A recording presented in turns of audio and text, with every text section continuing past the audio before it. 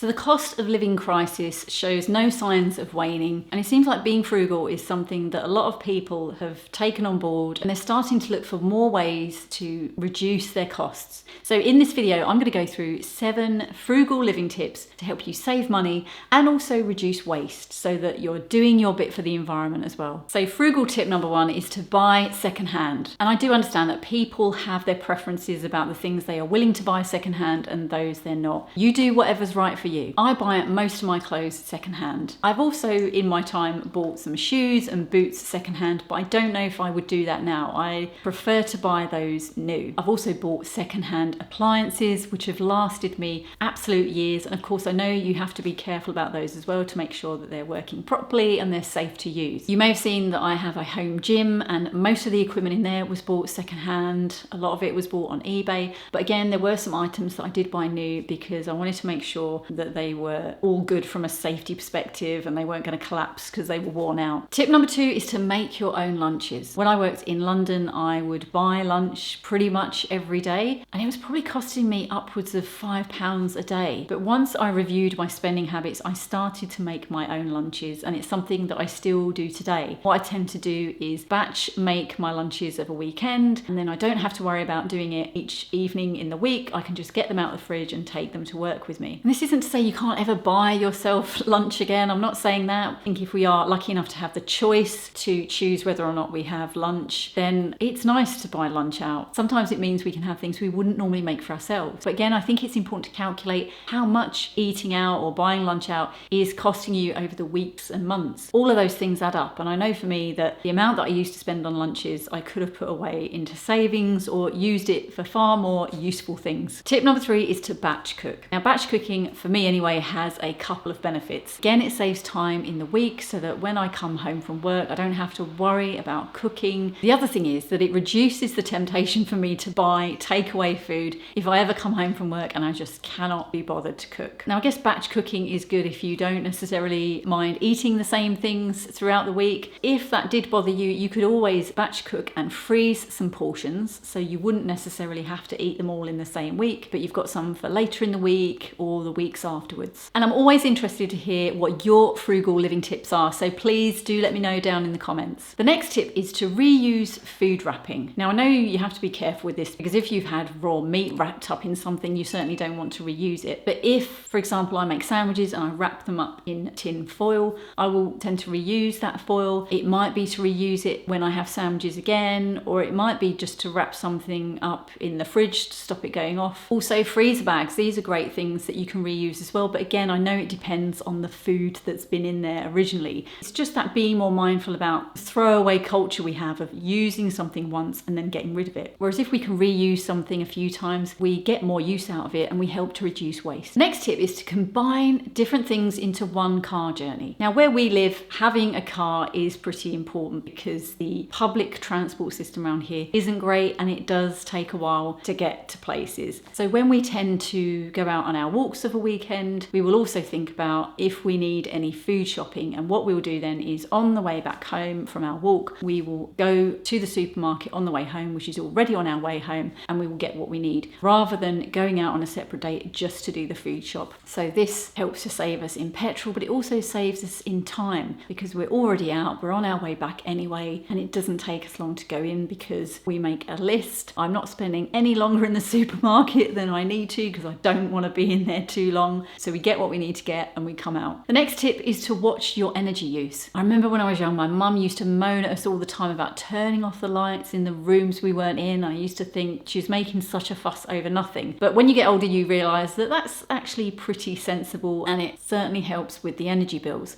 So switch off any plugs on appliances you're not using, switch off lights in rooms that you're not in. If you have the heating on, turn the radiators down in the rooms that you're not using. It's also worth bearing in mind it might be cheaper to run certain appliances at different times of the day. I think there are some energy suppliers here in the UK that give you cheaper rates for running appliances late at night or early morning. I might have got that wrong on the timings, but certainly there are times where it is more cost effective to run appliances than at other times. The next tip is to mend, don't replace. If something broke or if something ripped, for example, an item of clothing, I used to be someone who would immediately go on the internet and see if I could replace it. Much much to my shame, because really it would cost me far less to mend it if that's possible. Now, there are cases where replacing something is cheaper in the long run than carrying on mending it. For example, if you've got a car that's really on its last legs and the amount of money you're putting into it to repair it is actually more than the car's worth, it might be cheaper in the long run to buy a newer car. And I don't mean a brand new car, I mean a used car that's newer to you, so that you're no longer having to pay the cost of the repairs on a car that's not worth doing that to anymore. It's kind of gone past its best. But otherwise, I think generally we're too quick to go out and replace things. I don't know if it's just this throwaway culture of when something wears out, we just buy something new. So that's really helped to change my mindset, so that when something breaks or wears out, I'm not jumping straight into, oh, I'll go and find out how to replace this. I'll think about whether this thing is actually worth mending, and if it is, then I'll do some research in how I can go about doing just that. And if you'd like even more frugal living tips to help you save money, then check out the video that's on the screen. Thanks so much for watching, and I'll see you again soon.